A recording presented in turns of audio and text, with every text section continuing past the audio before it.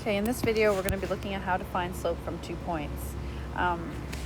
Previously we found slope by graphing the points and then determining the rise and run. Okay, so I have graphed these points and I can connect them with a straight line.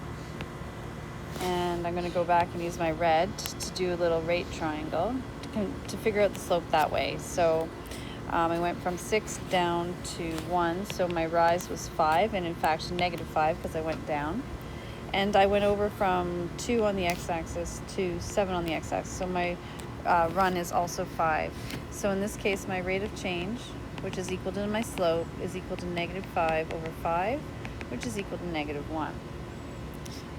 Alternatively, I could use this formula up here to determine the slope, and effectively it is exactly the same thing.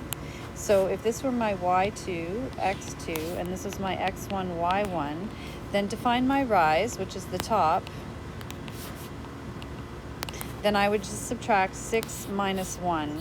So over here, m equals y2 minus y1 over x2 minus x1, where my y2 is equal to 6, and my y1 is the distance. This distance is still the rise, so 6 minus 1 at the bottom.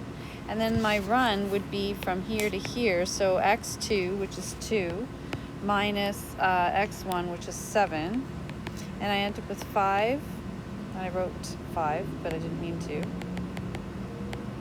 So 2 minus 7. So then 6 minus 1 is 5, and 2 minus 7 is negative 5, which equals negative 1. So my slope is negative 1. Same as if I had done with the rate triangle. Let's try a couple more. Alright, so I now know the formula, or I can look it up, for slope. So slope is equal to y2, so the difference in the y values, that would be the same as my rise, over my run, which is x2 minus x1, same as my run. So I'm just doing it in an alternative way. Now I'm going to label these as x1, y1, and x2, y2. And I need to be consistent, so I've put my y2 and my x2 first, so I need to make sure I do that as well. So I'm going to rewrite this as y2, so 0, minus y1, which is 3, all over x2, which is 5, minus x1, which is negative 5. Solving the top, I get minus 3 over plus 10, so the slope for number 1 is minus 3 over 10. Let's try number 3.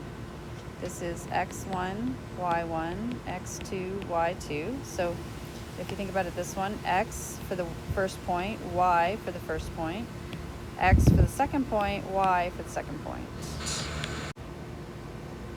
Okay, so I'm going to write the formula in red for the slope. So m equals y2 minus y1, which is the rise, over x2 minus x1, which is the run.